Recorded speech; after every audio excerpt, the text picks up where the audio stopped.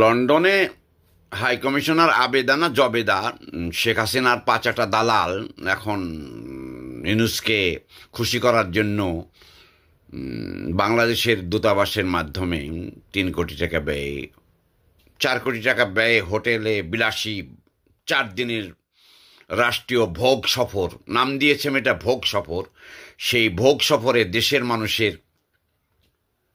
জন্য একটা সংবাদ নিয়ে গেছে যে উনি একটা সার্টিফিকেট পেয়েছে, উনি একটা রাজার সাথে দেখা করেছে, বাংলাদেশের সংস্কার করবেন, বাংলাদেশের জনগণের ভাগ্য বদল করবে। বাংলাদেশের জনগণ সম্পর্কে কত নিকৃষ্ট কথা একজন শিক্ষিত লোক, আসলে তো সে কখনোই শিক্ষিত ছিল না, সুদ ব্যবসায়িক এবং গরিব মানুষের মাথা বিক্রি করা লোক, কখনো ভালো হয়নি, ইতিহাস বলেনি এটা।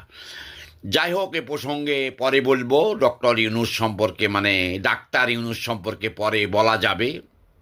এই দিন তো আর দিন না।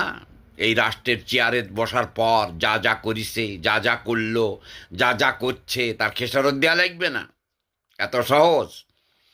শফিকদের মতো ভণ্ড চিটার বাটপার রাষ্ট্রের চেয়ারে, তার খেসারত দেওয়া লাগবে না? এত সহজ এ কি হয় নাকি?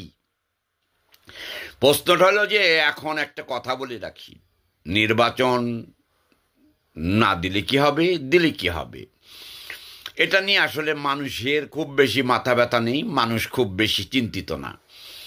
মানুষ তার সাধারণ স্বাভাবিক জীবন যাপন করার জন্য কর্ম, অর্থ, শিক্ষা, চিকিৎসা এগুলা দরকার মানুষের। সাধারণ মানুষের জন্য কখনো কোনো সরকার আসেনি বাংলাদেশে। বাংলাদেশে কোনোদিন সাধারণ মানুষের সরকার হয়নি এখন পর্যন্ত। সেটা হতে হলে বিপ্লব লাগবে। বিপ্লব মানে এই অভ্যুত্থানকে বিপ্লব না, বিপ্লব রক্তক্ষয়ী বিপ্লব। সেই বিপ্লবে একটা শ্রেণী খতম হয়ে যাবে। এটা হলো একটা শ্রেণী সংগ্রামের লড়াই। সেই লড়াই যেদিন না হবে, যতদিন পর্যন্ত না হবে ততদিন পর্যন্ত এই 9, 6, 12, 14 চলবে। এর মধ্যে একটা খবর হলো ভারতের দুর্ঘটনা, ইরাকে হামলা, ইরাকের সেনাপ্রধানকে মেরে উড়িয়ে দিছে ইসরায়েল। ওরা হামলা করবে, ইরান বলছে হামলা করবে, করবে আর করা দুই ধরনের জিনিস। তো নির্বাচন গাছে কাটাল গোপে তেল, তারিক জিয়ারও গোপে তেল, ইউনূসেরও গোপে তেল। রাষ্ট্রের চেয়ারে বসলে যে কত সুখ ভোগ করা যায়, ইউনূসকে দেখে তো আর শেখা লাগবে না, হাসিনাকে দেখেই আমরা শিখেছি।